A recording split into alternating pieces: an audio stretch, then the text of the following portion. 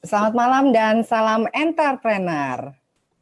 Ya, selamat datang Bapak Ibu di acara Entrepreneurs Academy dari Ciputra Entrepreneurs Club.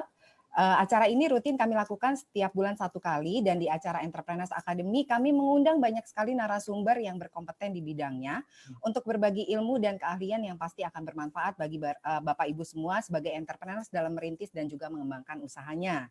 Dan topik pada malam hari ini cukup menarik, yaitu cerdas kelola uang, siasati penurunan income. Pada malam hari ini telah hadir narasumber kita, yaitu Bapak Yudi Febriano selaku Chairman di Financial Planner Association Indonesia atau FPAI. Selamat malam Pak Yudi.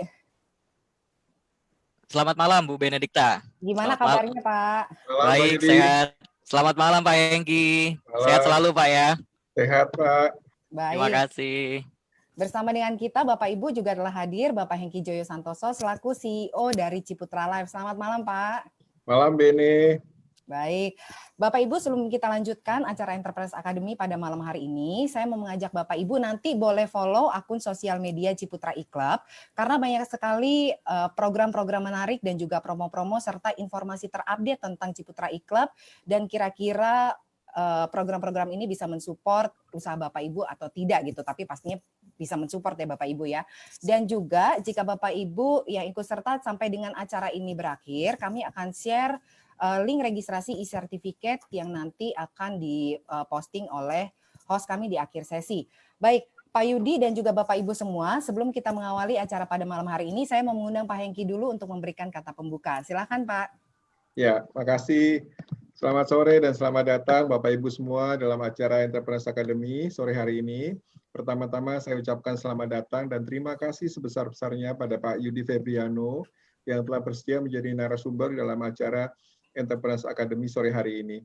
Entrepreneurs Academy sendiri adalah acara yang kami selenggarakan secara rutin, diselenggarakan oleh Ciputra Entrepreneurs Club, di mana dalam acara ini kami selalu mengundang narasumber-narasumber yang kompeten dalam bidangnya untuk berbagi ilmu, berbagi keahlian, berbagi insight yang tentunya akan sangat bermanfaat dalam mengembangkan skill para entrepreneurs maupun para calon entrepreneurs.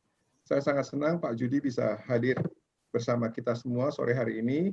Di dunia financial planner sendiri, Pak Yudi tentunya sudah tidak asing lagi, selain sebagai seorang financial planner expert yang sudah tidak diragukan lagi kemampuannya, beliau juga adalah chairman dari Financial Planner Association Indonesia atau FPAI.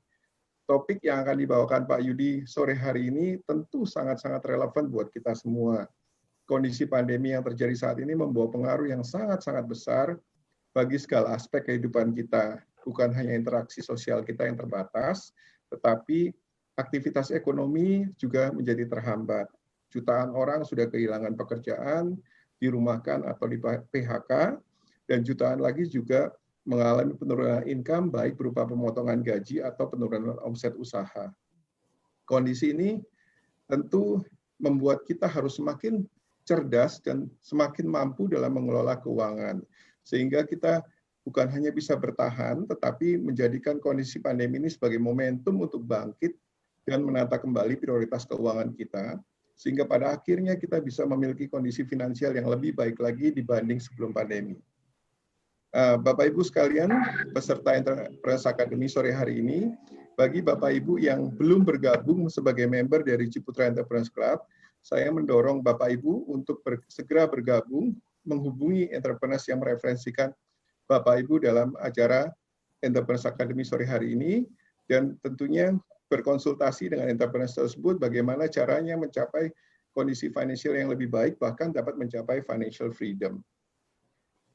Sekali lagi terima kasih Pak Yudi atas kesediaannya hadir sebagai narasumber dalam acara Entrepreneurs Academy sore hari ini dan memberikan sharing mengenai cerdas kelola uang, siasati penurunan income. Saya sangat percaya bahwa banyak pelajaran yang dapat dipetik dan langsung diimplementasikan oleh para peserta Entrepreneurs Academy sore hari ini. Sekali lagi terima kasih dan salam entrepreneurs. Baik, terima kasih Pak Hengki. Baik Bapak Ibu, tanpa berlama-lama saya mau undang Pak Yudi untuk menyampaikan slide presentasi untuk penjelasan mengenai topik malam hari ini, yaitu cerdas kelola uang, siasati penurunan income. Silakan Pak. Ya, Pak Yudi, suaranya kurang terdengar nih Pak. Halo, udah ya, terdengar? Udah Pak, udah. Oke. Selamat malam semuanya Bapak Ibu, selamat malam Pak Hengki, selamat malam Ibu Benedikta. Terima kasih udah diundang malam ini ya. Setiap hari Jumat saya biasanya jadi penonton, jadi audiens. Sekarang saya ikutan ngomong. Oke, oke. Eh, karena, nah, saya izin share dulu. Silakan.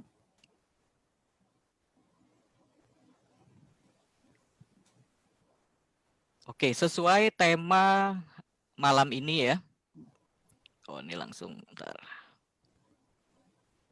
Ya, sesuai tema hari ini adalah saya diberikan kepercayaan oleh rekan-rekan di Ciputra Academy untuk sharing tentang cerdas kelola keuangan. Nah, siasati penurunan income. Jadi nanti ada dua hal ya yang akan kita bahas. Nah, kalau kita ngomongin cerdas kelola keuangan itu seolah-olah mengelola keuangan itu sulit nggak ya? Atau gampang gitu loh. Nah, nanti kita lihat sebenarnya kita itu sangat sangat mudah. Tapi sebelumnya saya mau berkenalan dulu nih kepada Bapak Ibu semua yang menyaksikan acara webinar ini. Tadi sudah diperkenalkan, terima kasih Pak Hengki sudah memperkenalkan saya. Saya saat ini adalah Chairman dari Financial Planning Association Indonesia. Nah, member kami itu 2050 untuk di seluruh Indonesia. Nah, saya juga mencantumkan CFP member ID saya.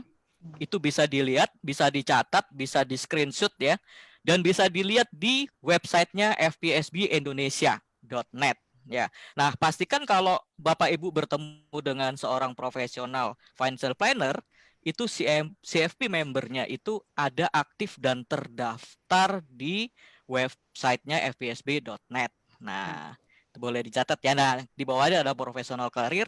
Kalau bisa dilihat, hampir 20 tahun pengalaman saya itu di asuransi jiwa ya dan di banking. Nah, selanjutnya aktivitas saya adalah saat ini sebagai financial mentor, juga seorang public speaker di beberapa perusahaan asuransi jiwa dan beberapa komunitas, dan ada public class juga yang saya merupakan mentor dari FPSB Indonesia, CFP, QWP Academy, dan EWP ya.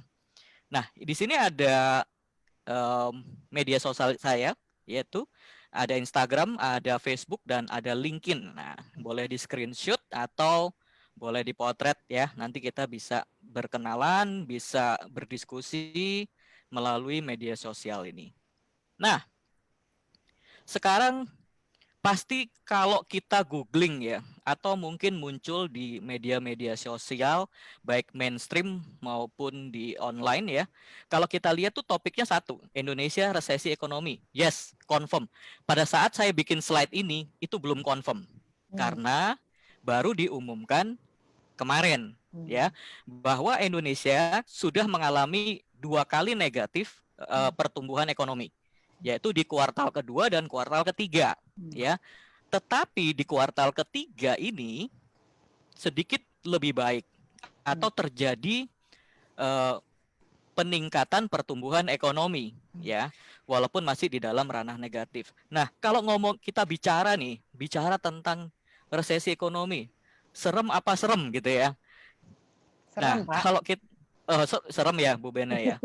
Ya, tapi tenang aja, kita jangan panik, karena kalau kita panik, kita jadi tidak bisa berpikir secara objektif, kita nggak bisa kreatif, malah yang ada financial stress. Dari kita stres, akhirnya financialnya juga kena stres gitu kan ya. Nah, resesi yang kali ini sebenarnya kita juga udah tahu. Penyebabnya adalah pandemi. Nah, pandemi ini mengharuskan kita tidak bisa mobile. Kita tidak bisa pergi secara bebas seperti sebelum pandemi. Nah, hal ini yang menyebabkan banyak orang Indonesia itu menahan konsumsinya. Ya, jadi tidak melakukan belanja, shopping. Tetapi kalau dibilang Indonesia secara fundamental itu tidak baik, enggak juga. Menurut data di Bank Indonesia, terjadi kenaikan jumlah tabungan dibandingkan dengan tahun lalu. Ada sekitar 6.500 triliun ya, atau ada terjadi peningkatan 11,6% dibandingkan dengan tahun lalu. Ya, artinya apa? orang-orang itu banyak menyimpan uangnya di tabungan untuk cash dan likuiditas. Ya, wait and see, ngelihat suatu keadaan. Nah, kalau kita ngomong dana pihak ketiga, itu akan ada 3. Ada deposito, tabungan, dan giro. Nah, ini yang meningkat adalah tabungan. Berarti dana standby itu sudah ada. Berarti tidak menguap, tidak kemana-mana. Nah, ini berbeda ya sama resesi pada tahun 98 gitu ya. Tahun 98 itu memang itu parah sekali itu ya. Tapi kalau tahun ini biasa kok. Banyak tuh yang beli sepeda Brompton berapa? 15 juta, 70 juta. Malah jadi tren kan sekarang kalau beli sepeda dengan merek tertentu gitu kan.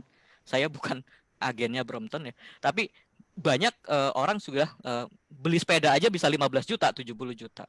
Terus itu masih menurut saya make sense ya. Karena mungkin dengan mengendarai sepeda yang mahal itu membuat kita lebih bisa produktif berolahraga. Yang menurut saya sampai sekarang nggak ada masuk logika itu adalah ada yang beli tanaman janda bolong. Nah, saya juga nggak ngerti itu.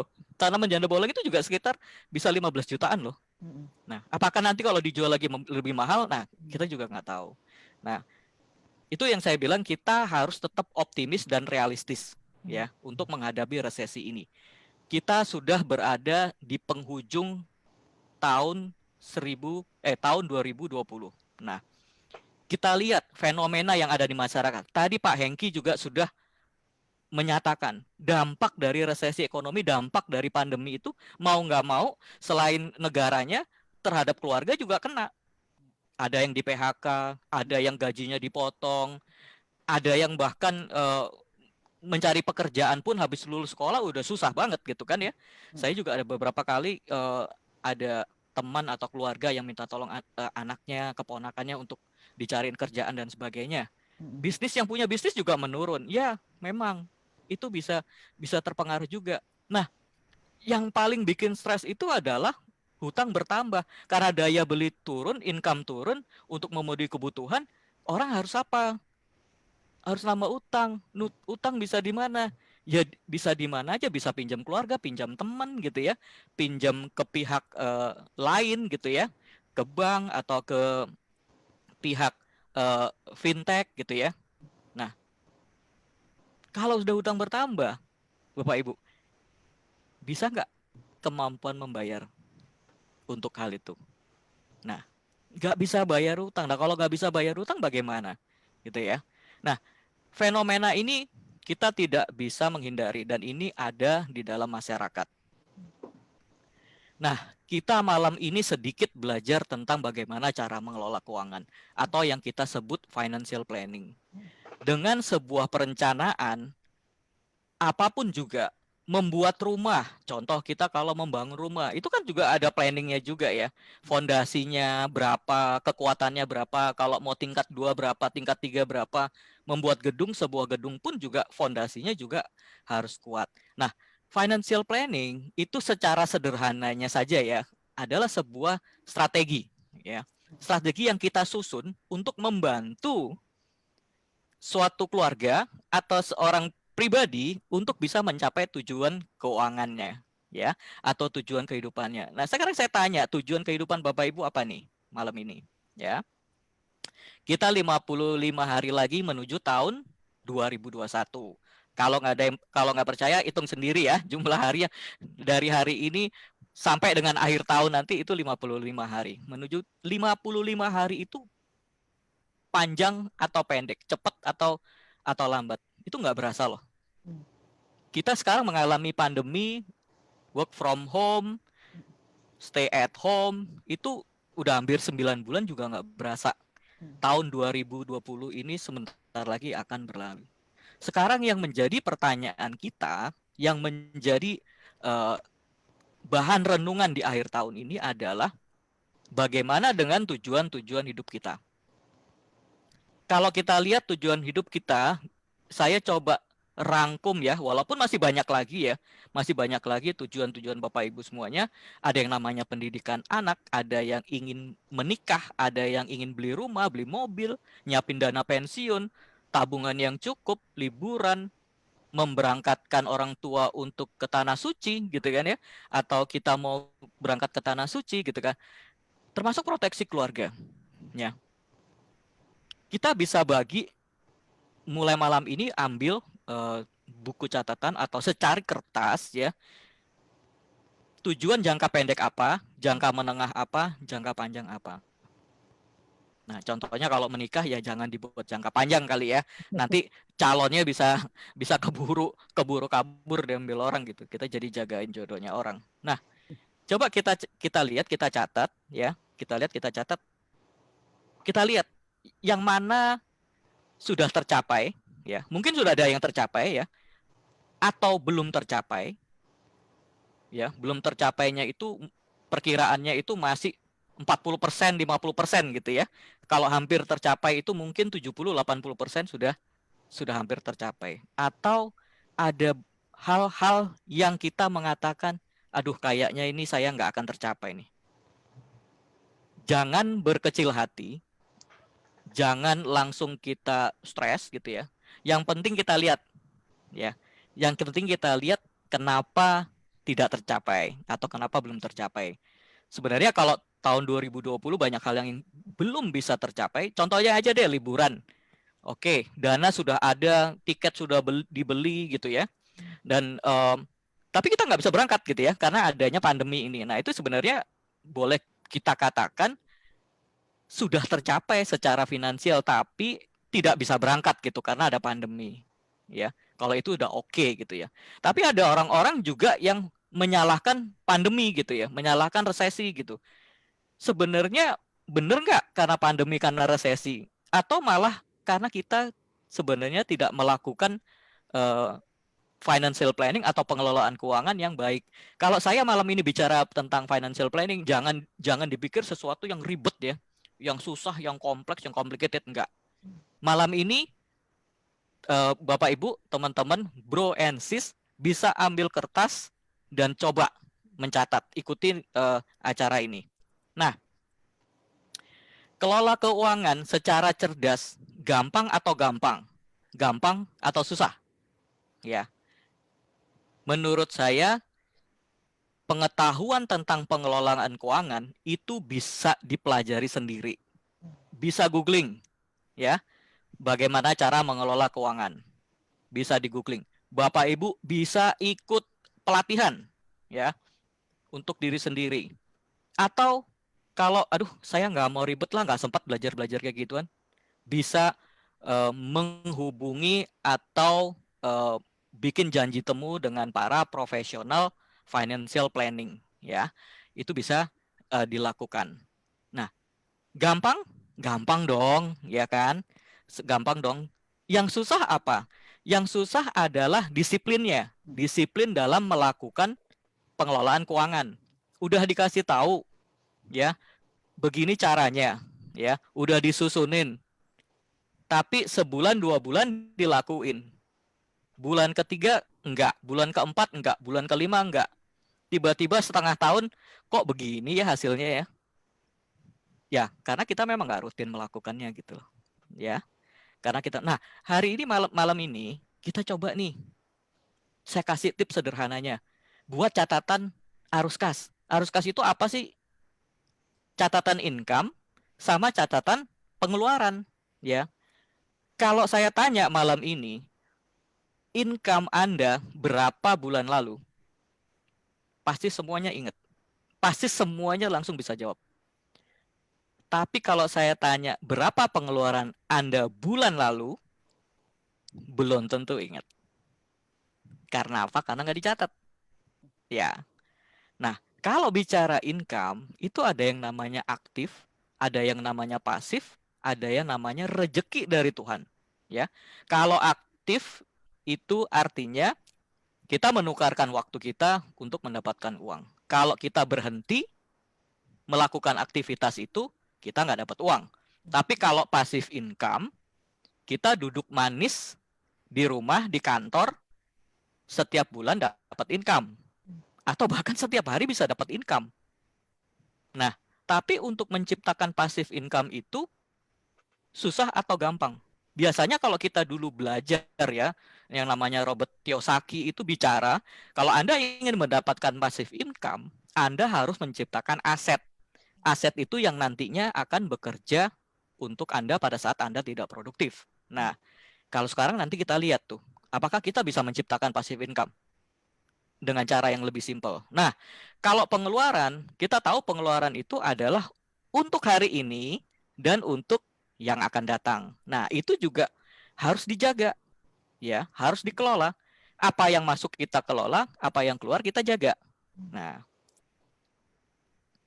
hal kedua adalah buat catatan aset dan kewajiban, ya. Kayak timbangan ya, harus balance. Jangan sampai kewajiban kita lebih besar dari aset. Itu artinya kita bangkrut, ya.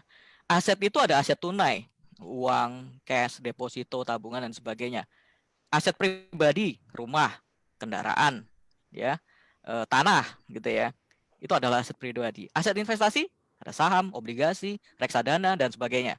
Nah, itu coba dibikin list, dibikin catatan, sederhana aja deh, sederhana aja bikinnya. Terus kewajiban. Adakah kewajiban jangka pendek? Mungkin kredit card, ya. Mungkin ada hutang-hutang yang lain dalam jangka pendek. Tetapi mungkin juga ada jangka panjang, mungkin KPR gitu ya, KPM dan sebagainya. Nah, itu di list aja, dibuat catatannya secara disiplin ya, Bapak Ibu secara disiplin, karena ini perlu kita butuhkan untuk nanti yang namanya financial check up. Ya, financial check up. Itu kayak dokter aja tuh kita ya. Nah, hal ketiga adalah membuat budget. Membuat budget bisa kita bisa bikin setiap bulan atau tahun. Tetapi jumlah presentasinya adalah supaya gampang nih 10, 20, 30, 40 pakai bola-bola nih, pakai bola-bola merah, kuning, hijau, biru gitu ya. 10% untuk apa? Kita adalah makhluk sosial. Kita harus mengembalikan apa yang menjadi rezeki dari kita. Ya, contohnya mungkin bisa untuk sedekah ya, untuk perpuluhan atau untuk yayasan-yayasan sosial ya. Itu bisa kita memberikan sumbangan atau ada keluarga yang sakit atau ada keluarga yang duka cita, teman dan sebagainya. Nah, itu untuk kebaikan kita. Nah, 20% harus dianggarkan juga untuk masa depan. Ya, masa depan ini artinya kita harus memiliki tabungan, investasi, dan proteksi berupa asuransi. Nah, itu dari total pendapatan kita per bulan atau per tahun ya, itu harus disisihkan 20% untuk membayar atau menyisihkan untuk tabungan, investasi dan proteksi. 30% maksimum ya, 30% itu untuk cicilan hutang. Tapi ingat jangan dihabiskan semuanya 30% untuk hutang konsumtif. Hutang konsumtif boleh cuma 10%, itu udah maksimum. 20%-nya hutang produktif. Nah, kalau hutang produktif, contohnya ambil KPR gitu ya, atau mengambil KPA gitu ya. Nah, kalau yang konsumtif itu seperti KTA atau kredit card dan sebagainya. Nah, sisa 40%, saya rasa ini udah cukup ya. 40% itu untuk kebutuhan hidup. Ya, kebutuhan hidup di dalamnya juga ada gaya hidup. Kita kalau ngomongin kebutuhan hidup, nggak mungkin kita masih bisa penuhin lah. Dan gampang banget di-adjust gitu ya. Tapi yang kadang-kadang yang bikin susah itu gaya hidup gitu ya. Nah, ada iPhone 12 keluar, wah udah cari-cari nih kapan launchingnya, harganya berapa gitu kan ya. Cari cicilan kredit card yang paling ringan, yang nggak ada bunganya apa segala macam. Nah, ini godaan nih. Godaan bagi kita semuanya ya. Nah, kita harus melihat ke diri, apakah kita benar-benar memerlukan barang-barang tersebut gitu loh. Ya, ataukah kita hanya untuk prestis? Padahal di tangannya juga masih ada iPhone 11 atau iPhone 10. Contohnya. Nah, kita harus bisa lihat ya. Harus bisa lihat apakah yang disebut kebutuhan, apa yang disebut gaya hidup gitu. Nah, di dalam budgeting ini, kalau kita melaksanakannya dengan baik, ini akan mencegah yang namanya overspending. Overspend karena ini rambu-rambunya juga udah jelas. Rambu-rambunya juga jelas. Dan bisa jadi arahan kita untuk tujuan-tujuan keuangan kita. Semuanya udah diposting. Tinggal kita mengikuti aja gitu ya. Semuanya saya pendapatannya cuma 2 juta, Yud, gimana? Ya bisa, ikutin aja 10, 20, 30, 40 ini. Bagus sekali kalau semuanya malah nggak ada cicilan hutang. Nggak ada hutang gitu ya. Semuanya bisa dipakai untuk masa depan. Semuanya bisa dipakai untuk kebutuhan hidup gitu ya. Bagus sekali gitu loh. Kalau semuanya gitu. Jangan dipikir kalau semuanya pendapatannya kecil terus nggak bisa bikin budget. Bisa. Bisa sekali gitu ya. Nah, ini yang harus contohnya menabung ya. Orang bilang investasi itu harus mahal. Kita beli reksadana bisa dari 10.000 loh. Ya kan? 10.000 kita sudah bisa nabung di reksadana. Nah, itu contoh-contohnya yang nggak ada excuse lah. Pendapatan kecil terus nggak bisa nabung. Nggak bisa untuk posting masa depan. Nah, hal-hal kayak gitu kita harus pahami ya. Nggak sulit. Tapi yang penting itu kalau knowledge banyak yang bisa share, banyak yang bisa bantu, tapi balik lagi ke diri kita. Disiplin untuk melakukannya. Nah, kita cek lagi prioritas keuangan. Kalau yang namanya piramid itu ada fondasinya. Rumah juga ada fondasinya. Apa sih yang harus kita siapkan dulu? Apa sih yang harus kita pikirkan? Ya tadi, tujuan-tujuan. Dana pendidikan untuk anak-anak, mempersiapkan dana pensiun, warisan untuk generasi selanjutnya, ya, kebutuhan dasar, kebutuhan sandang, pangan, papan semuanya ya. Dan jangan lupa juga ada proteksi keluarga. Proteksi keluarga ini sangat penting ya, sangat penting karena kita harus siap menghadapi mau krisis, mau resesi, mau pandemi dan sebagainya. Kalau kita ada pelampung, kalau kita ada proteksi, itu kita setidaknya akan merasa aman ya, akan merasa aman. Ingat, di dalam kehidupan itu ada 2 dampak resiko. Satu dampak resiko yang low atau rendah, itu kita masih bisa atasi dengan yang namanya dana darurat. Ya. Nah, sebelah kanan itu juga ada darurat. Tetapi yang namanya dampak yang high impact, ini kita tidak bisa dengan dana darurat saja. Bahkan kita bisa kehilangan aset-aset yang sudah kita kumpulkan.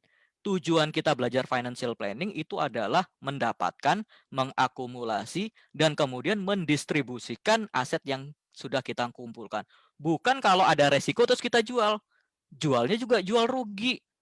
Nah loh, jualnya juga jual rugi. Kalau jual untung masih oke. Tapi kalau jual rugi, nah ini juga akan jadi problem. Makanya ada yang disebut asuransi atau proteksi income atau ada yang disebutnya proteksi keluarga. Berapa kebutuhannya? Nah, itu bisa dikonsultasikan dengan financial planner Anda atau mungkin rekan-rekan dari perusahaan asuransi lainnya, ya. Oke, kelima. Nah, akhir tahun tadi saya udah katakan kita harus melakukan check up, ya. Check up itu untuk mendeteksi apakah keuangan kita sudah on track, out of track, atau nggak kedetek sama sekali. Jadi nggak ngerti, nggak tahu nih saya sehat apa enggak gitu ya. Kita seperti halnya adalah tentang health medical check up. Kita ngomong sakit kepala nih, udah seminggu. Obat apa juga dihajar diminum. Kata orang, lu minum obat ini, lu minum juga. Mau ngomong obat B diminum juga. Tapi seminggu nggak sembuh-sembuh. Nah, masih juga bandel, nggak ke dokter. Sebulan nggak sembuh-sembuh. Nah, Anda harus medical check up untuk tahu apakah kolesterolnya tinggi, apakah ada yang namanya hipertensi gitu ya, ataukah mungkin ada mental stress gitu ya. Nah itu kan harus dicek gitu. Kita nggak bisa mengira-ngira gitu kan, nggak bisa mengira-ngira bahwa oh ini pasti obatnya ini dan ini. Sama seperti dengan financial kita nggak bisa menerka-nerka ini kira-kira nggak kecapainya. Oh iya nih karena pandemi Yud, karena resesi. Aduh saya jadi nggak bisa begini, saya nggak bisa begitu kayak gitu. Belum tentu gitu loh. Nanti nggak ada pandemi, nggak ada resesi juga nggak tercapai juga tujuannya gitu kan. Nanti kalau ketemu lagi sama saya, kenapa nggak tercapai? Oh iya nih, soalnya saya begini. Oh banyak excuse gitu kan. Nah, coba lakukan simple financial check up untuk diri kita sendiri. Financial check up itu kita bicara jangan yang terlalu rumit ya. Jangan terlalu rumit. Sebenarnya kalau rasio itu ada 8 rasio gitu ya. 8 rasio keuangan. Tapi di sini kita hanya bicara 3 yang paling penting ya. Saving ratio. Nah, ini adalah perbandingan antara pendapatan kita selama setahun, itu pendapatan bersih, dibandingkan jumlah yang kita sisihkan di dalam tabungan. Ya, tadi kalau kita lihat berapa? Ada 20%. Ya, 20% yang itu yang kita harus sisihkan. Ya, sebenarnya 20 itu dibagi juga, 10% tabungan, 10% investasi atau proteksi. Ya, nah itu adalah berapa? 20%. Tadi kita udah katakan itu adalah yang batas yang normal atau sehat. Kalau saya mau 50% atau 60% boleh nggak, Yud? Ya sebenarnya boleh-boleh aja gitu. Cuman kalau kebanyakan kita ada di tabungan ya, kebanyakan kita ada di tabungan, itu nanti kita juga nggak bisa mencapai tujuan-tujuan keuangan kita karena nggak ada faktor investasinya juga gitu ya. Taruh aja uang di tabungan, taruh aja uang di tabungan gitu ya. Karena kita juga perlu yang namanya ada unsur investasi untuk membiayai tujuan-tujuan keuangan kita yang seperti tadi kita sampaikan di slide awal. Nah, ada yang juga namanya liquidity ratio. Liquidity ratio itu adalah perbandingan antara aset liquid dengan total aset bersih kita, ya. Aset bersih kita itu atau kekayaan bersih kita itu adalah total dari seluruh aset dikurangi dengan kewajiban. Akan timbul namanya kekayaan bersih. Nah, itu dibandingkan dengan aset liquid kita. Aset liquid kita apa? Ada tabungan, ada deposito, ada giro, sesuatu yang gampang kita cairkan tanpa kita memiliki potensi kehilangan dari nilai awalnya. Nah, itu adalah harus 15% untuk tahun. Sama juga seperti saving. Kalau kebanyakan likuiditas, ya, kebanyakan likuiditas berarti kita nggak ada investasi, kita nggak ada beli properti, kita nggak ada beli beberapa aset-aset lainnya, nggak ada beli mobil. Jadi semuanya uangnya tuh benar-benar dijadiin cash gitu ya, nggak punya aset lain. Nah itu juga kurang bagus gitu. Nah kalau kita bicara debt service ratio, nah ini paling penting nih di dalam masa kondisi ini adalah kemampuan kita membayar hutang. Ya, kemampuan kita membayar hutang itu bisa kita lihat dari total pendapatan kita selama setahun, pendapatan bersih dengan jumlah cicilan selama setahun. Tadi berapa? 30%. Ya. Nah, ini kita lihat kalau di dalam ambang-ambang itu agak meleset gitu ya, melesetnya itu, nah itu mesti perlu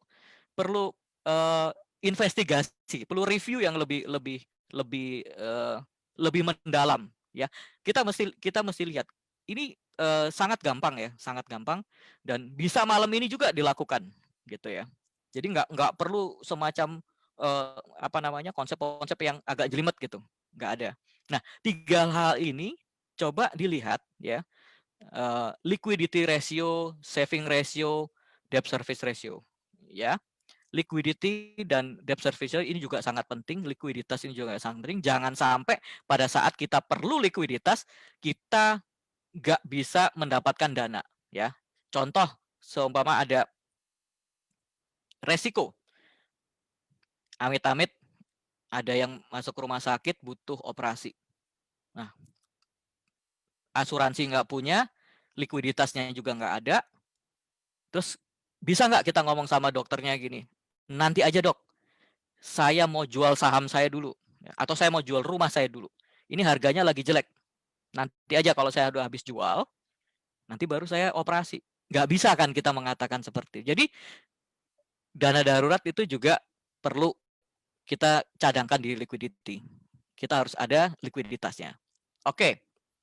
Nah, the biggest challenge in financial planning, tadi kita ngomong masalah financial planning gitu ya. Kalau nggak ada uangnya gitu ya, nggak punya pendapatan 1,5 juta pun kita bisa financial planning.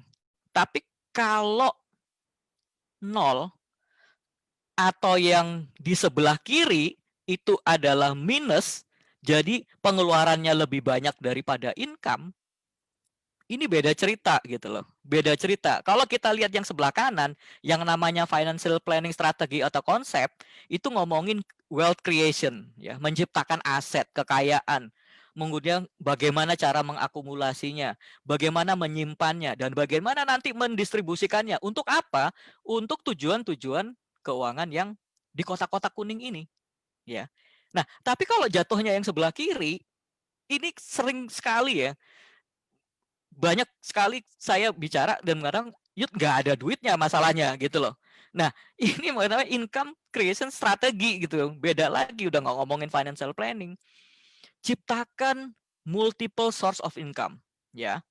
Nah kita lihat multiple source of income itu ada yang aktif, pastinya kita kalau kerja sebagai karyawan kita ada gaji, ya, atau sambil jual makanan ada tambahan lagi income.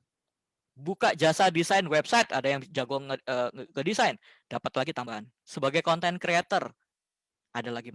Tapi semuanya itu aktif. Kalau Anda nggak mengerjakannya, Anda nggak dapat uang gitu loh. Yang harus diperhatikan dan ditambah, jangan yang income aktifnya saja, tetapi yang pasifnya juga harus diciptakan. Income pasif itu kayak gimana sih, Yud? Kita duduk manis, duduk tenang, ada uang masuk. Contohnya royalti, penyanyi punya royalti, ya, atau kita nulis buku, bukunya juga dapat royalti, ya, tanpa kita harus bikin buku lagi gitu ya, dari buku yang satu juga ada buku. Nah yang sekarang lagi tren juga adalah banyak yang nawarin affiliate marketing. Ini cocok nih buat orang-orang yang nggak suka, gua nggak bisa jualan gitu loh, tapi gua mau punya pendapatan tetap, tapi saya juga nggak mau meninggalkan pekerjaan saya di kantor gitu loh. Ya, nah affiliate marketing ini juga bisa jadi salah satu hal yang kita bisa kerjakan ya. Nanti juga mungkin akan ada share juga dari teman-teman dari Ciputra Entrepreneur atau menjadi seorang YouTuber. Nah, ini juga sesuatu yang kita viewer menambah, subscriber menambah, like menambah, itu uang akan bisa masuk. Nah, hal-hal ini yang penting adalah kita kreatif dulu deh gitu loh. Pengetahuan itu gampang. Pengetahuan itu sekarang murah kok. Tinggal googling internet, mau cari apa aja, mau belajar apa aja ada gitu ya. Nah, jangan lupa rezeki juga kita harus juga jaga ya. Itu bisa ada ya warisan atau hibah, memiliki pasangan kaya raya gitu ya, atau dapat tiba-tiba dapat giveaway BMW gitu kan ya. Nah, itu bisa aja, itu namanya rezeki dari Tuhan gitu ya. Nah, ini adalah income atau tips untuk financial stability ya. Nah, kalau kita lihat tadi satu, yang pertama itu adalah kurangi atau bahkan hilangkan yang namanya hutang konsumtif ya. Teman-teman, hutang konsumtif itu sangat mengganggu keuangan kita. Ya, kita juga harus meningkatkan sumber income. Tadi udah dibahas, create passive income. Oke. Setelah dua hal ini kita ada, jangan lupa itu dijadikan aset. Karena aset itu yang nanti akan mengerjakan keuangan kita pada saat kita sudah tidak produktif. Nah, pohon uang ini yang akan bekerja untuk kita, yang menghasilkan income buat kita. Nah, ini adalah salah satu untuk financial stability. Nanti kalau bicara financial security, beda lagi. Mungkin di next slide-nya. Nah, final words. Saya mengatakan bahwa money speaks only one language. Ya. If you save me today, I will save you tomorrow. Artinya apa? Yang namanya uang itu juga harus disayang-sayang gitu ya. Tapi saya bukan ngajarin pelit ya. Kita tuh harus spending juga. Kalau kita nggak spending, ini Indonesia juga nggak akan kelar-kelar resesinya ya. Jadi spending pengeluaran rumah tangga itu juga, atau pengeluaran pribadi juga, ini juga sangat penting ya untuk menentukan kita cepat nggak untuk kembali ke keadaan normal.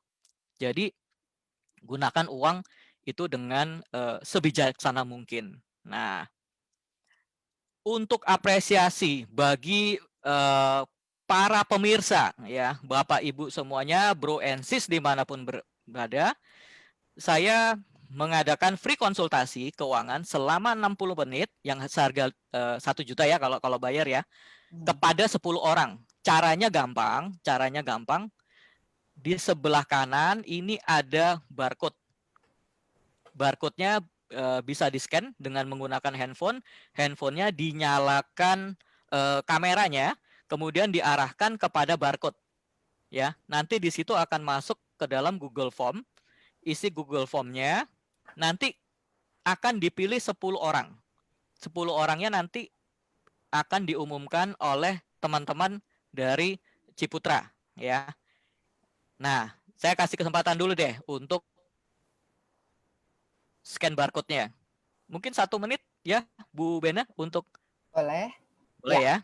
Silakan Bapak Ibu yang mau mendapatkan konsultasi gratis, biasanya kalau berbayar ini Pak Yudi tarifnya, ini udah tarif paling ekonomis kayaknya ya. 1 jam atau 60 menit itu 1 juta rupiah. Tapi di malam hari ini khusus di acara Enterprise Academy, Pak Yudi bersama dengan Pak Yudi ya, kolaborasi dengan Ciputra e-Club, memberikan free konsultasi keuangan selama 60 menit kepada 10 orang yang beruntung. Jadi Bapak Ibu silahkan di-scan barcode yang tertera di sebelah kanannya Bapak Ibu, di screen sebelah kanan. Silahkan di-scan barcode-nya, kemudian nanti Bapak Ibu bisa isi, ada Google Form.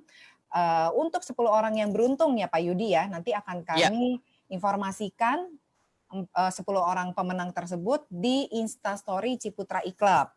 Di hari Selasa kalau nggak salah tanggal 10 November bertepatan dengan Hari Pahlawan. Tadi saya udah bahas sama Pak Yudi. Bertepatan dengan Hari Pahlawan, Pak Yudi akan menjadi pahlawan untuk 10 orang yang beruntung memberikan perencanaan keuangan atau konsultasi keuangan secara gratis. Jadi ketentuannya 2. Pertama scan dulu barcode-nya, kemudian yang kedua Bapak Ibu silakan follow Instagram Ciputra e-Club karena pengumuman pemenang akan kami umumkan di tanggal 10 November melalui Instastory Instagram Ciputra e-Club. Seperti itu ya Pak? Oke, ya. Saya pikir udah enak sekali nih dapat konsultasi gratis. Benar, 1 juta loh Pak Hengki biasanya kalau misalnya mau meng-hire Pak Yudi. Biasanya kalau bukan cuma 1 jutanya Ben, tapi kan juga nggak gampang dapetin waktunya Pak Yudi gitu. Betul, ini eksklusif banget berarti nih Pak Hengki. Pak Yudi benar-benar eksklusif nih, memberikan udah gratis, juga mau meluangkan waktu 60 menit lagi ya kepada 10 orang yang beruntung. Pak Yudi, mohon info kalau ternyata nggak berhasil scan, untuk langkah berikutnya gimana ya Pak? Kalau tidak berhasil scan, bisa email ke, ya di atasnya ada judi.febriano@doitsmart.id. Ya. Jadi tadi ada Bapak Ibu yang nggak bisa scan barcode, silakan kirimkan email ke Pak Yudi, judi.febriano@doitsmart.id. Ya. Oke. Kalau nggak mau kehilangan ya momennya ini, mungkin bisa difoto, di screen capture, atau nanti bisa nanti. Betul. Ya. Baik. Ya oke. Saya pikir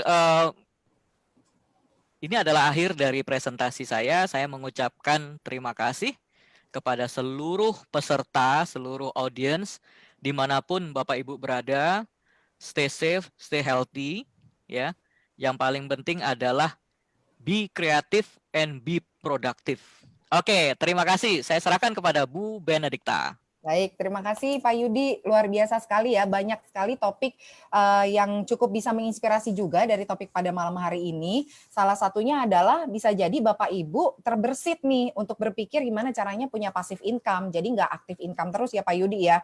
Karena kalau misalnya aktif income kan kalau kita nggak kerja ya udah selesai tuh no income. Selesai, betul. Gimana caranya kita bisa mewujudkan segala impian keuangan jangka menengah maupun jangka panjang kita dengan passive income ya Pak ya.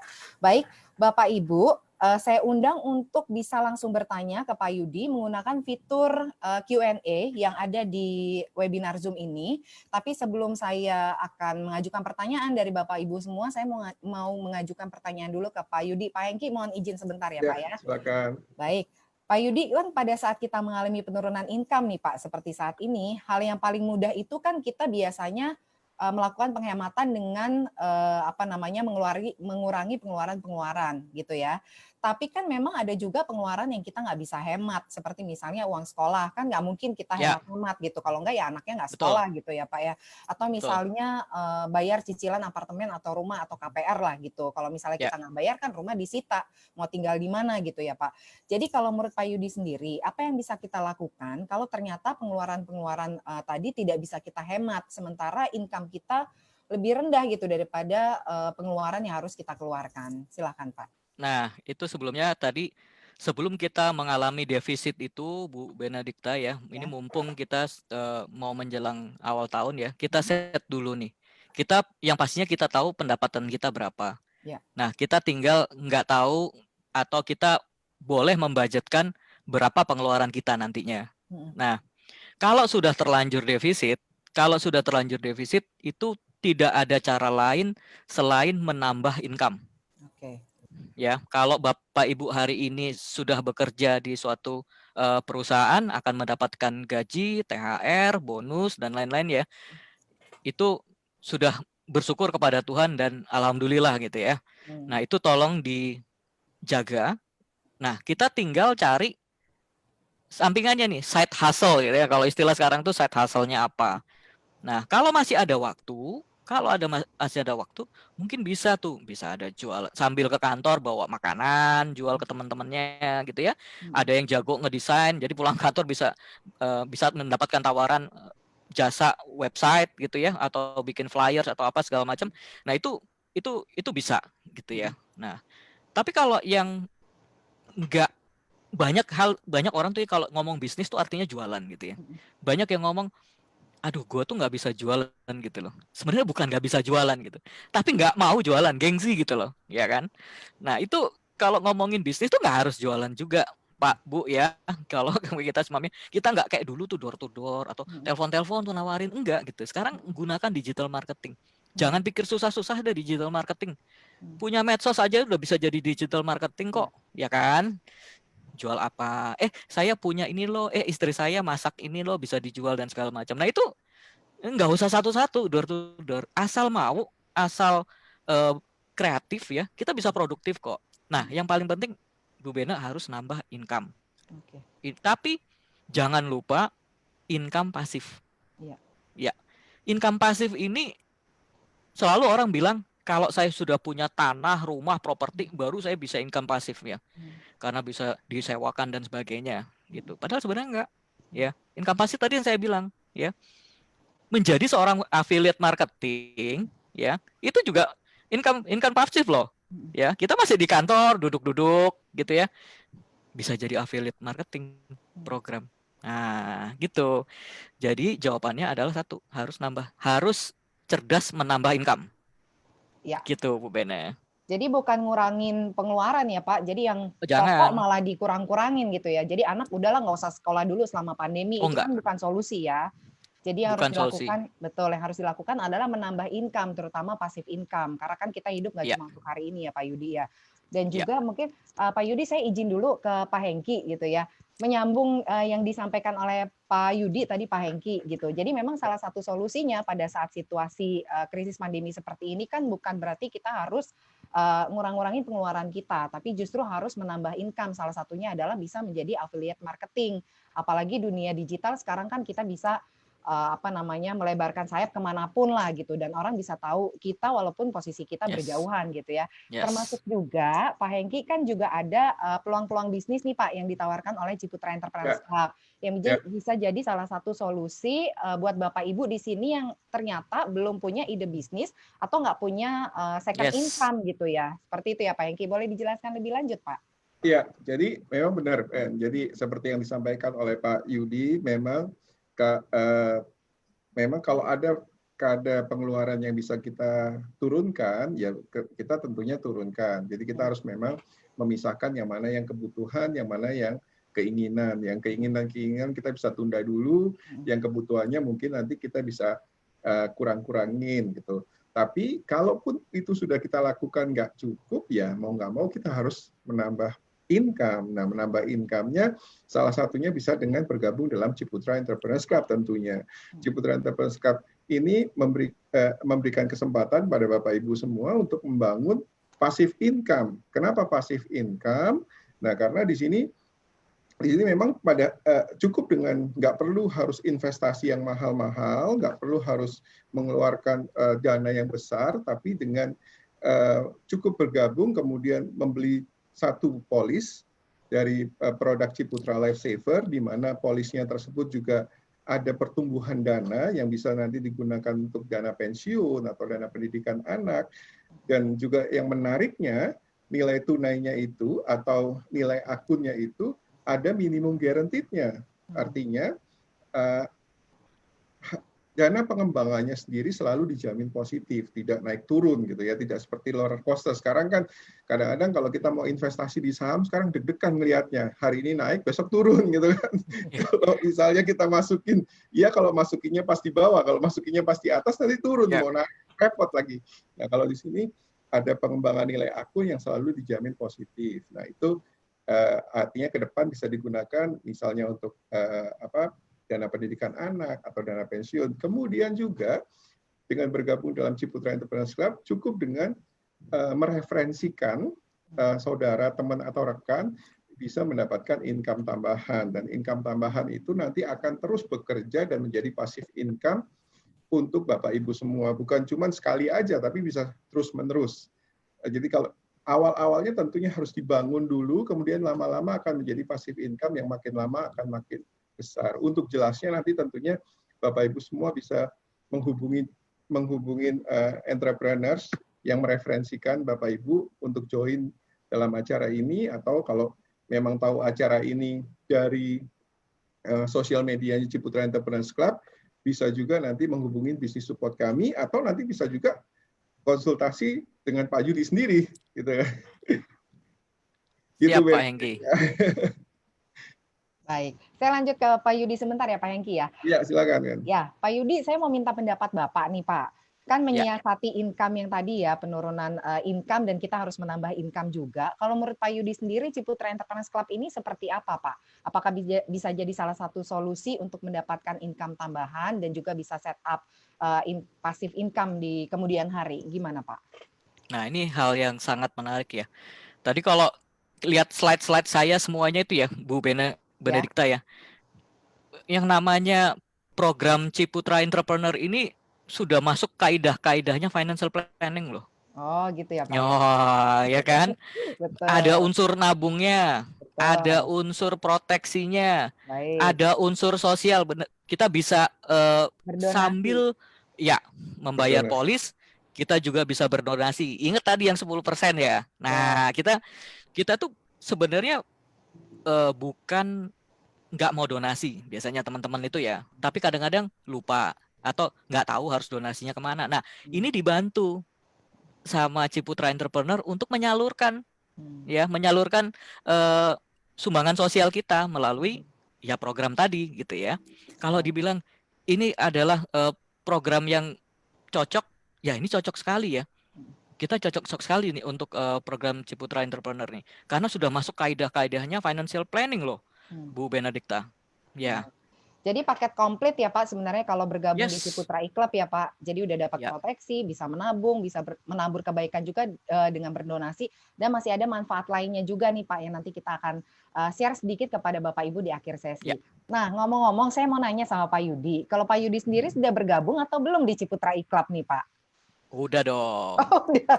Luar biasa. Jadi saya dari bulan Agustus. Iya, saya dari bulan Agustus sudah jadi nasabahnya Ciputra. Baik, luar biasa. Ya, nah itu satu hal lagi Bapak Ibu ya, kalau lagi mendengarkan acara ini ya, itu gampang sekali gitu loh menjalankan bisnis ini, menjalankan atau membeli polis dari Ciputra ini gampang sekali melalui website ya, udah nggak ribet lah gitu loh.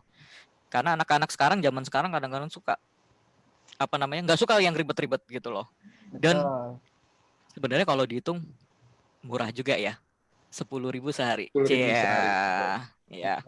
Sangat terjangkau untuk semua kalangan ya Pak Yudi ya. Iya dong. Kadang-kadang orang rokok aja sebungkus udah berapa tuh? Lebih dari 10.000 kan. Nah, lebih dari 20.000 gitu. Iya. Apalagi ke Starbucks. Waduh, enggak.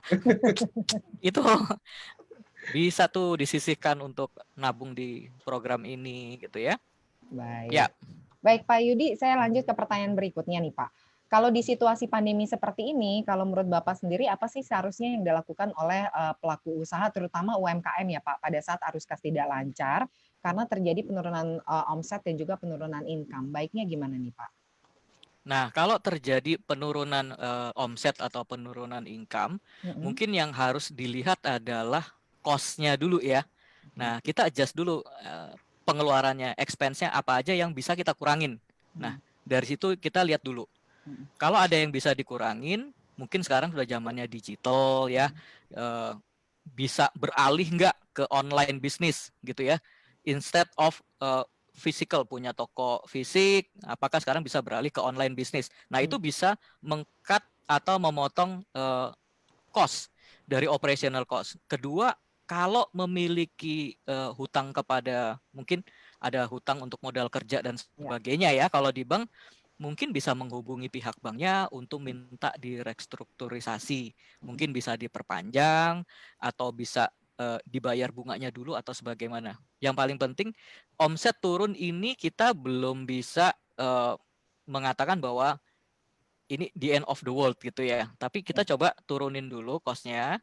Nah, dari sisi UMKM-nya, ya kita coba beralih ke digital ya.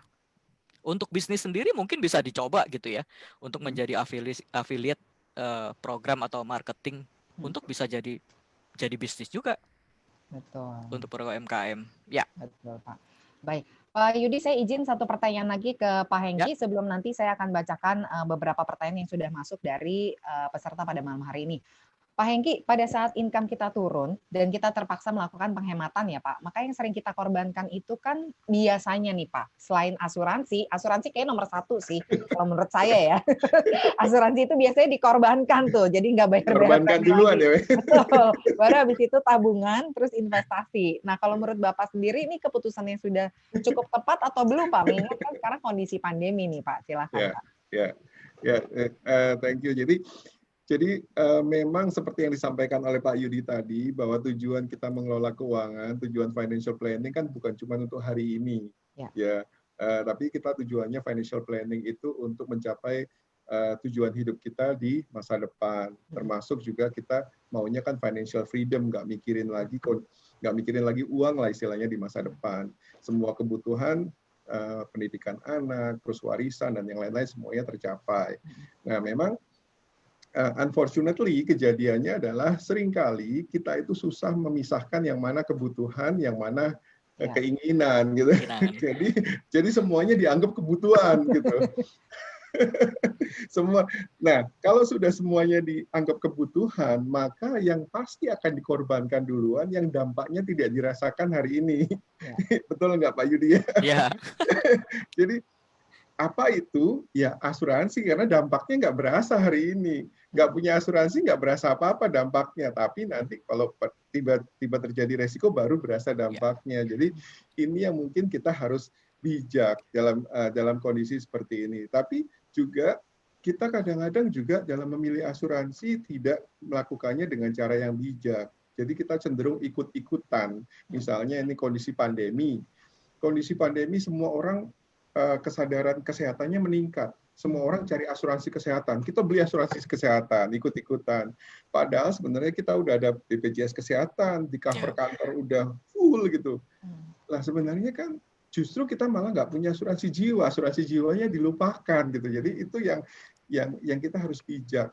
Kita harus lihat, oke, saya memang kondisi pandemi, tapi cover asuransi kesehatan saya sudah cukup enggak? Kalau udah cukup ya nggak usah kita tambah lagi. Justru kita beli asuransi yang memang nggak ada. Saya pribadi dalam kondisi seperti ini justru melihatnya saya pribadi menambah asuransi jiwa karena saya merasa asuransi kesehatan saya udah cukup. Saya udah ada dari kantor, saya udah ada dari BPJS, maka itu yang perlu kita lakukan. Jadi dana yang tadinya kita alokasikan untuk asuransi kesehatan kita bisa alihkan kepada asuransi yang lain gitu.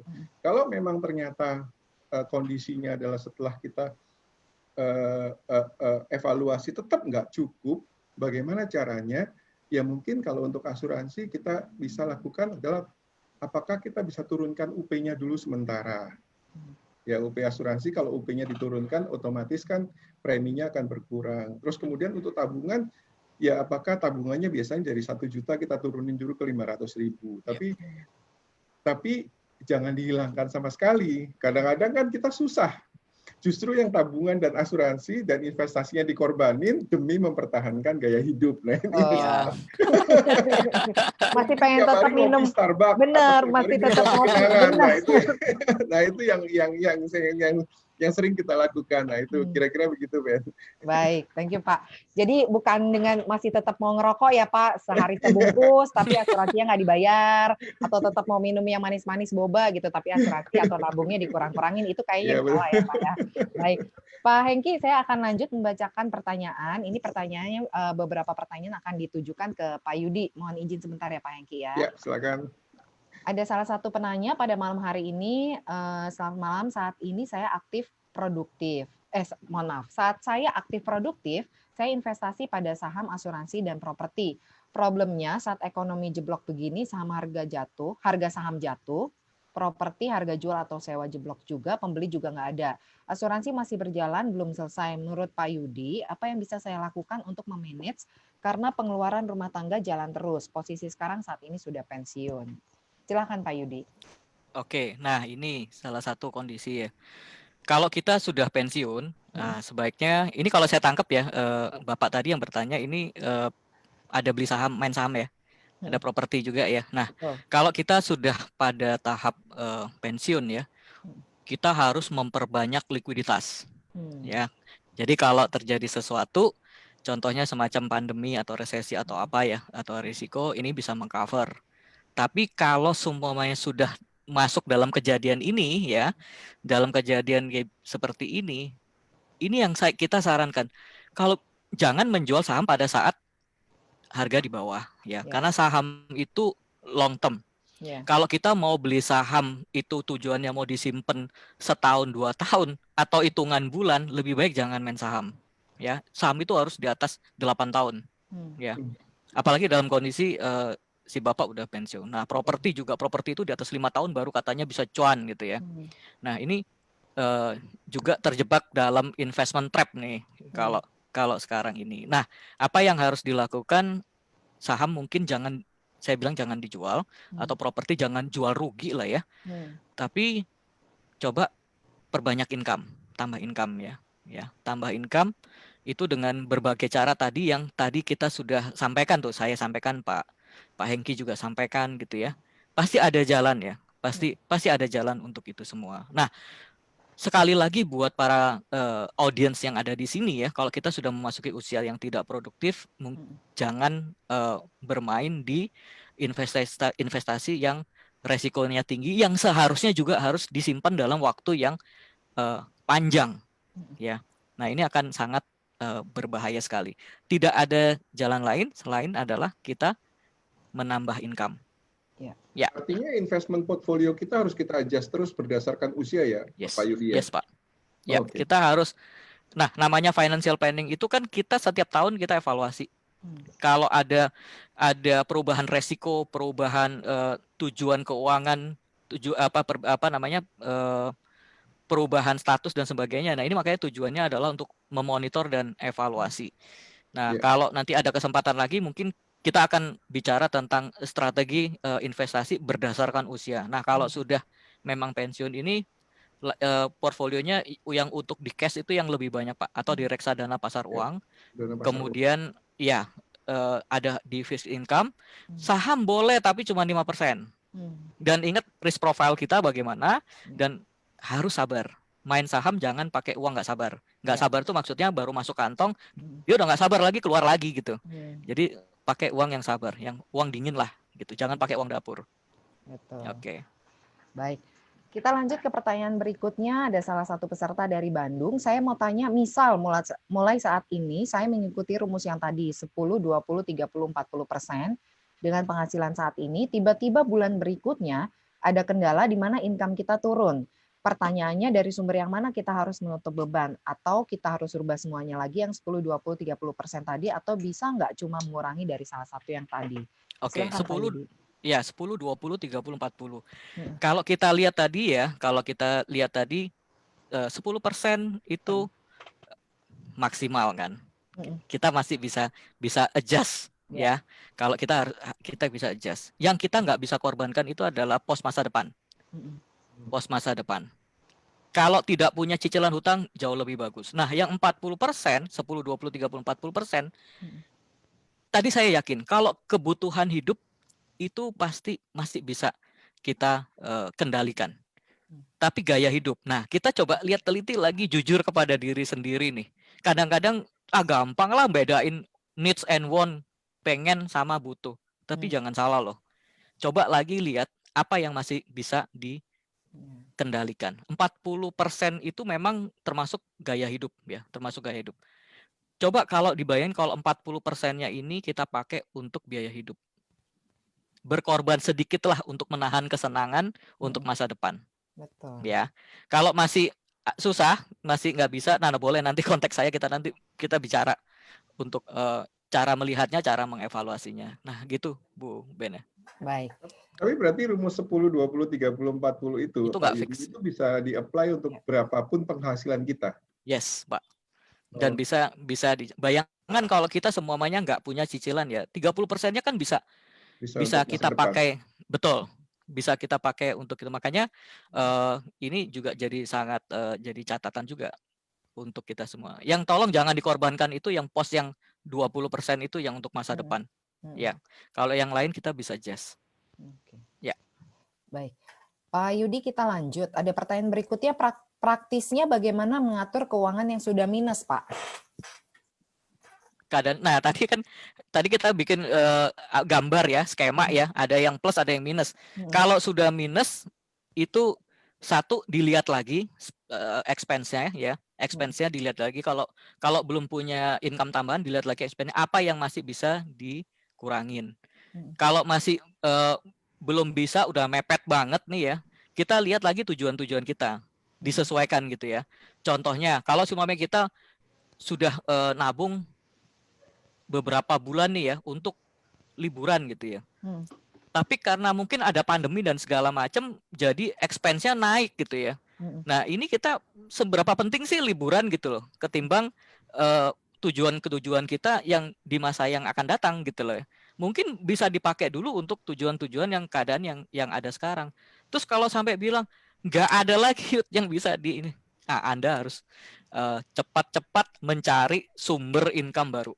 Ya, karena itu bukan ranahnya financial planning lagi kalau minus ya. Itu benar-benar harus income creation strateginya jalan. Ya, income creation strategi jalan itu harus nambah income. Kalau mengatakan bahwa aduh sulitlah nambah income. Saya pikir zaman sekarang tuh nggak ada yang sulit ya. Kalau mau bisnis nggak perlu modal besar. Tadi kita udah sampaikan ya. Ya. Yang penting kita kreatif, knowledge itu nggak perlu mahal-mahal belajar, tinggal googling, tinggal di YouTube, tinggal buka YouTube cari mau belajar apa. Nah, itu yang harus dilakukan. Kalau minus mau nggak mau itu harus menambah income, Bu Bene. Kalau kebetulan punya aset Pak Yudi yang nggak produktif, contoh misalnya punya tanah atau punya rumah atau punya apartemen yang kebetulan nggak disewakan atau nggak ditempati gitu, apakah kalau saran Pak Yudi sekarang gimana Pak kondisi ini? Apakah dijual atau diambil kredit atau bagaimana? Nah, sebaiknya sih kalau punya properti itu kita bisa jadikan passive income juga ya Pak ya. Kita bisa sewakan dan sebagainya. Tapi kalau mungkin propertinya udah banyak banget gitu ya, ya mungkin dijual salah satu untuk kebutuhan yang sangat mendesak juga bisa ya.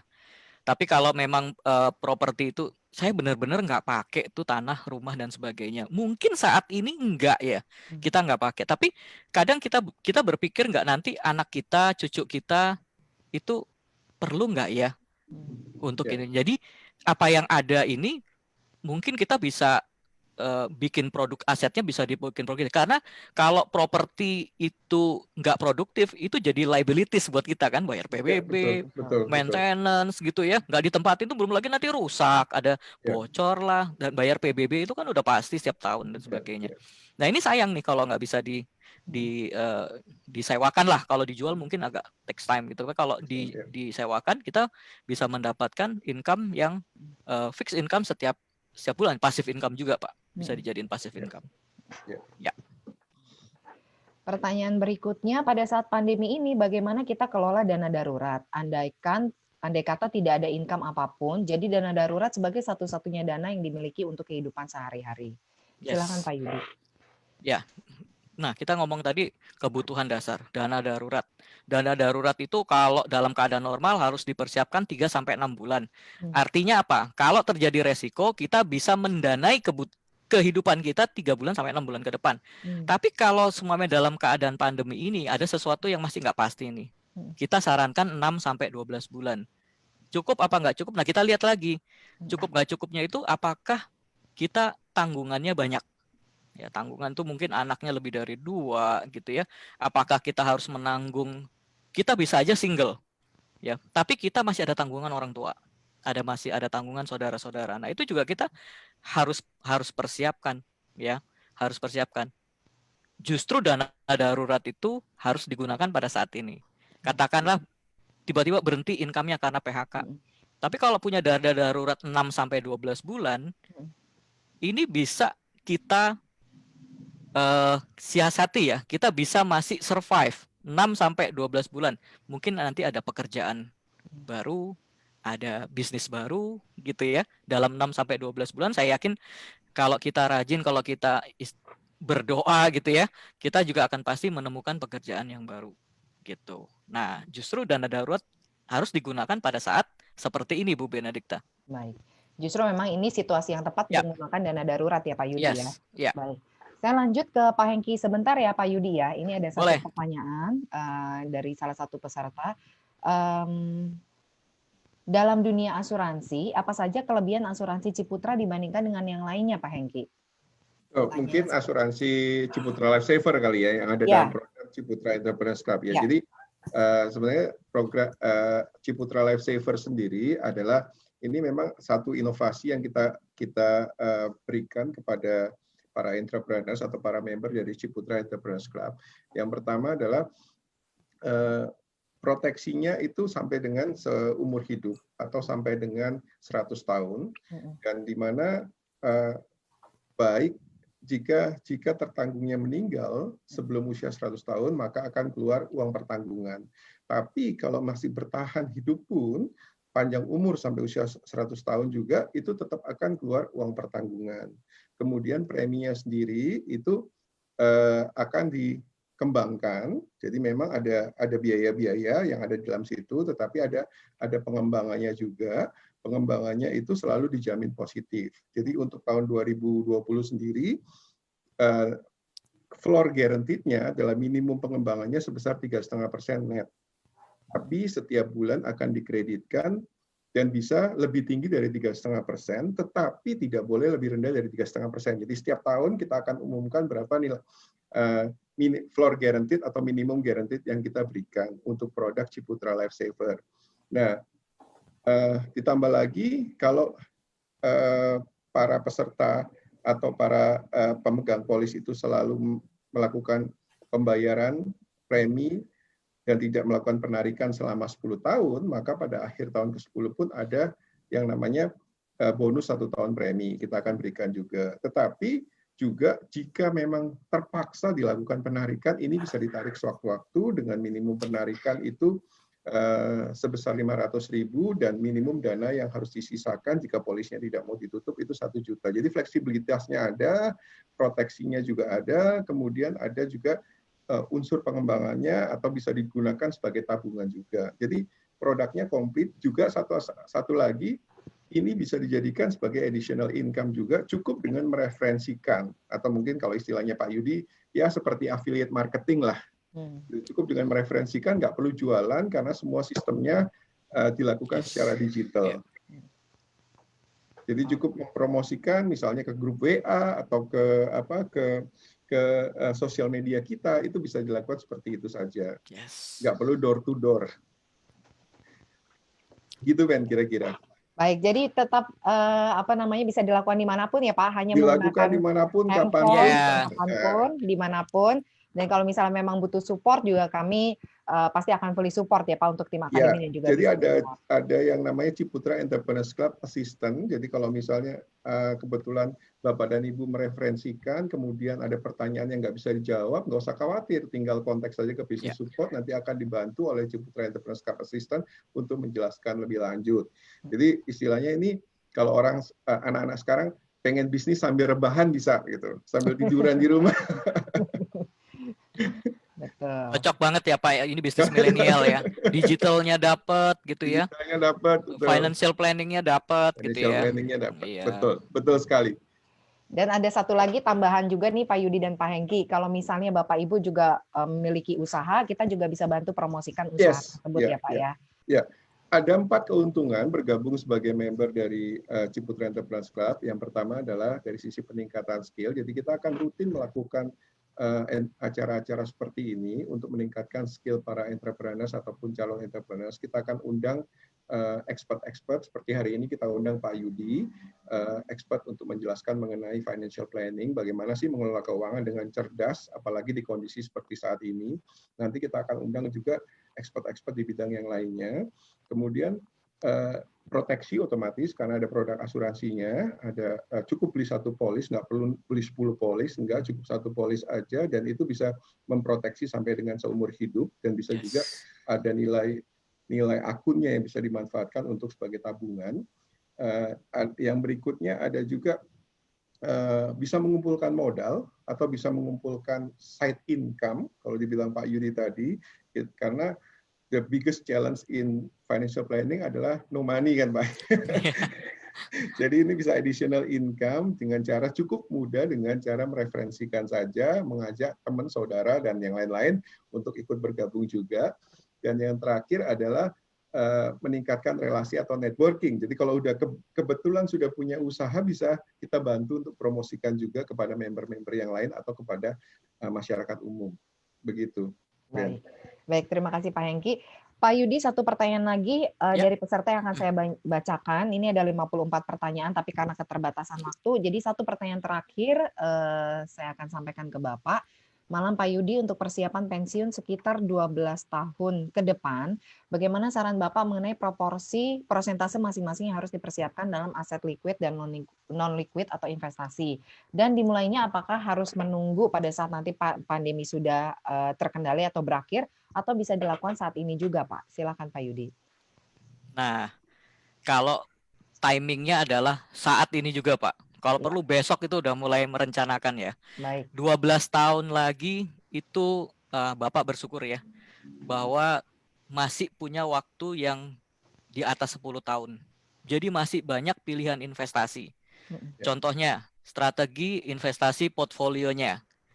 Tadi kalau sudah masuk usia pensiun berarti yang paling penting adalah likuiditas ya. Jadi cash, deposito, kalau mau reksadananya pasar uang atau fixed income. Nah, kalau masih 12 tahun lagi bisa 50% di reksadana saham.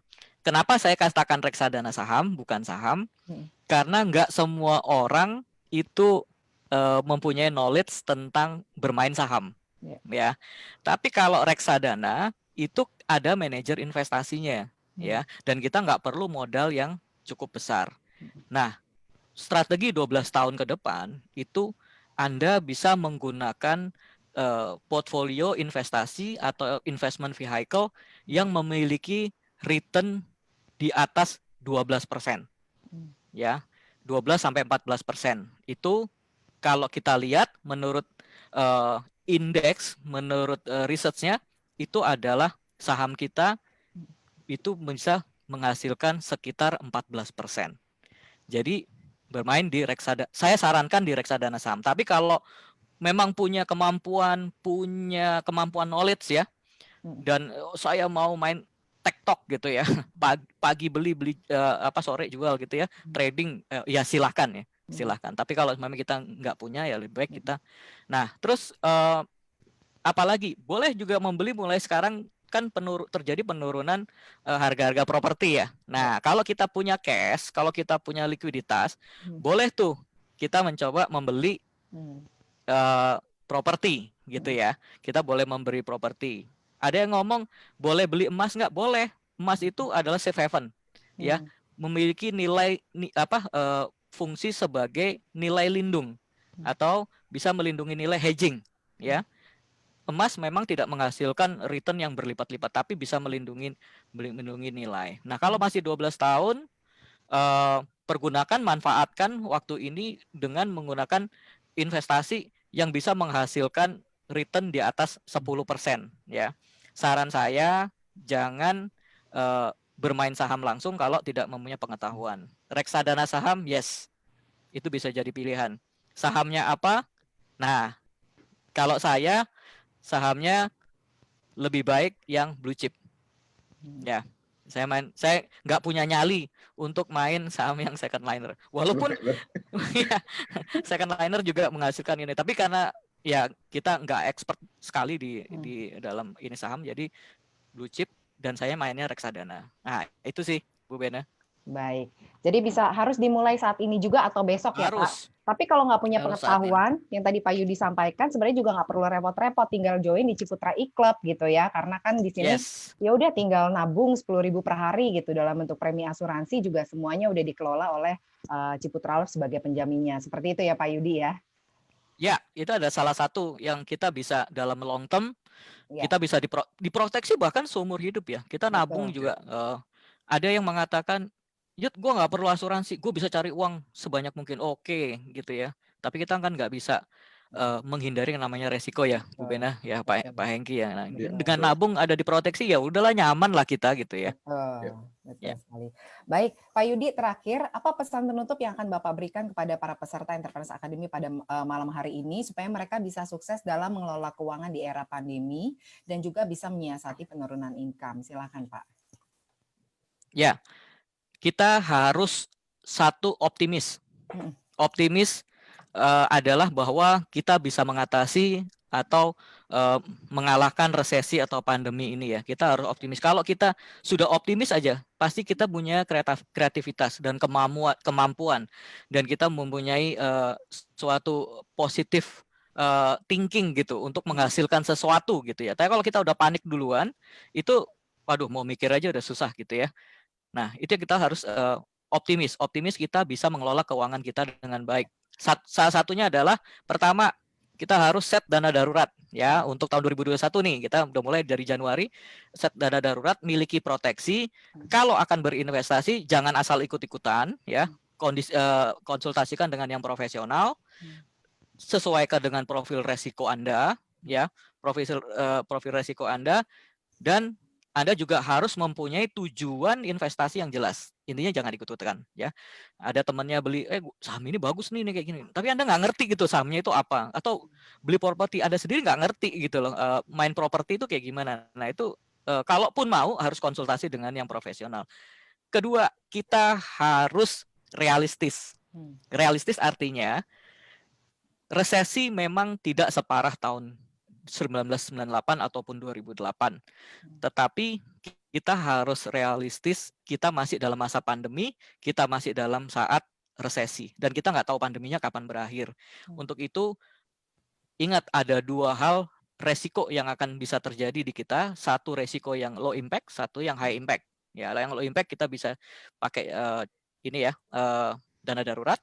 Nah, high impact itu kita harus memiliki proteksi asuransi. Ya. Untuk itu bisa menghubungi teman-teman di Ciputra untuk mengkonsultasikan ya. Ini lengkap sekali sebenarnya. Mau menjalankan bisnis, pelatihan bisnis ya, mau proteksi, mau semuanya komplit, ada semuanya. Baik, terima kasih Pak Yudi. Ya. Untuk pesannya cukup inspiratif sekali. Saya mau lanjut dulu ke Pak Hengki. Ada pesan yang mau disampaikan Pak terakhir untuk para peserta Entrepreneurs Academy? Silahkan Pak. Ya, thank you Pak Yudi buat inspirasinya yang luar biasa malam hari ini. Saya rasa kita dapat pelajaran yang sangat-sangat banyak malam hari ini. Jadi mungkin sedikit tambahan dari saya, ya mungkin kalau kunci mencapai kehidupan yang lebih baik adalah dengan melakukan pengelolaan keuangan yang baik seperti yang Pak Yudi sampaikan, dan itu dimulai dari jangan nunggu setelah pandemi, tapi mulai dari sekarang juga gitu ya. Tapi pengelolaan uang tadi yang disampaikan juga oleh Pak Yudi, yang baik harus itu tidak bisa dicapai kalau nggak ada uang yang dikelola gitu kan. Kalau minus ya apa yang mau dikelola gitu. Iya, betul. Jadi memang ada dua aspek yang harus diperhatikan, yaitu financial planning-nya sendiri, strateginya seperti apa, dan yang kedua adalah strategi untuk wealth creation. Untuk wealth creation sendiri, Pak Yudi tadi menyampaikan ada 3 nih asalnya. Yang pertama adalah dari active income atau pekerjaan kita atau bisnis utama kita. Nah, kalau dalam kondisi pandemi seperti ini, mau berganti pekerjaan atau berganti bisnis utama juga nggak mungkin atau sangat-sangat susah, resikonya sangat besar. Kemudian yang kedua dari rezeki. Rezeki ya kalau ngarepin warisan mungkin masih lama, atau kalau misalnya cari pasangan yang kaya udah telat gitu kan. Udah nikah, Pak. Udah nikah, udah punya anak, udah punya cucu. Aduh, repot kan. Nah, salah satu yang lain yang bisa dieksplor adalah dengan membangun passive income. Saya rasa ini yang sangat baik. Jadi tapi kalau bangun passive income gimana? Kan properti mungkin belum punya, belum ada yang bisa disewa-sewakan. Deposito juga masih pas-pasan. Nah, Pak Yudi juga sampaikan caranya sih gampang sekali. Caranya adalah cukup bergabung dalam Ciputra Entrepreneurs Club, tanyakan pada entrepreneurs yang mereferensikan Anda dalam acara pada sore hari ini, gimana caranya membangun passive income, dan atau kalau misalnya teman-teman ini ada yang tahu acara ini dari sosial media Ciputra e-Club, mungkin bisa hubungi bisnis support atau bisa konsultasi keuangan langsung dengan Pak Yudi sendiri. Saya rasa itu aja tambahan dari saya, Ben. Sekali lagi thank you Pak Yudi buat inspirasi. Terima kasih. Biasa, thank you. Juga Pak, terima kasih. Oh, Bu Bena, saya menambahkan satu keterangan lagi. Silakan. Untuk konsultasi itu akan dilakukan online melalui Zoom. Ya, jadi untuk 3M kita masih social distancing, jadi mohon maaf kita akan melakukannya lewat Zoom. Ya, itu aja sih. Baik. Bapak Ibu, seperti yang tadi disampaikan oleh Pak Yudi, untuk 10 orang yang beruntung akan mendapatkan konsultasi gratis dengan Pak Yudi melalui Zoom selama 60 menit. Bagi Bapak Ibu yang tadi belum sempat untuk scan barcode, boleh nanti kirimkan email, saya bacakan kembali ya Pak Yudi ya. Di Yudi, saya eja, Jakarta Ultra Delta Yankee .febriano, Fanta Eko Bravo Romeo Yankee Alpha November Oscar @gmail.com. Jadi Bapak Ibu bisa nanti kirimkan email saja ke Pak Yudi ya untuk mendapatkan link Google Form tadi. Baik, Bapak Ibu, bagi Bapak Ibu yang ingin mengetahui lebih lanjut mengenai Ciputra Entrepreneurs Club, apa saja keuntungannya dengan bergabung di dalam komunitas ini, kemudian support apa yang nanti kami akan berikan untuk Bapak Ibu semua, silakan seperti yang tadi disampaikan oleh Pak Hengki, hubungi orang yang sudah men-share acara ini, atau Bapak Ibu juga bisa hubungi bisnis support kami, atau Bapak Ibu kalau tahu dari sosial medianya Pak Yudi bisa hubungi Pak Yudi secara langsung. Bapak Ibu juga bisa hadir di acara Entrepreneur Talk di hari Jumat tanggal 20 November 2020 seperti yang tertera di skrinnya Bapak Ibu, karena kami mengundang Ibu Susi Susanti. Beliau adalah pemenang medali emas pertama Olimpiade tahun 92 dan saat ini juga menjadi pelaku usaha atau owner dari brand Alan Susi Teknologi atau Aspek, yaitu peralatan olahraga seperti itu ya. Kami juga akan mengundang Bapak Harun Hayadi selaku Managing Director Ciputra Group dan juga akan hadir bersama kita di hari Jumat 20 November Bapak Hengki Joyo Santoso selaku CEO Ciputra Live. Silakan Bapak Ibu boleh difoto saja langsung supaya tidak tertinggal acaranya karena kuota terbatas, dan host kami nanti akan membantu juga men-share link form registrasi e-sertifikat untuk acara pada malam hari ini. Silakan Bapak Ibu isi. Kemudian kami juga akan kirimkan sertifikat termasuk teaser acara di hari Jumat tanggal 20 November nanti. Baik, Bapak Ibu, terakhir kami mengucapkan terima kasih banyak untuk Pak Yudi Febriano yang sudah berkenan hadir Pak di acara Entrepreneurs Academy. Pak Yudi. Baik. Terima kasih. Terima kasih juga untuk Pak Hengki yang sudah berkenan hadir Pak di acara malam hari ini. Thank you Pak Yudi. Baik, terima kasih juga kepada Bapak Ibu yang sudah bergabung di acara Entrepreneurs Academy pada malam hari ini. Kami semua pamit undur diri, sampai bertemu lagi di acara Ciputra Entrepreneurs Club berikutnya. Salam entrepreneur.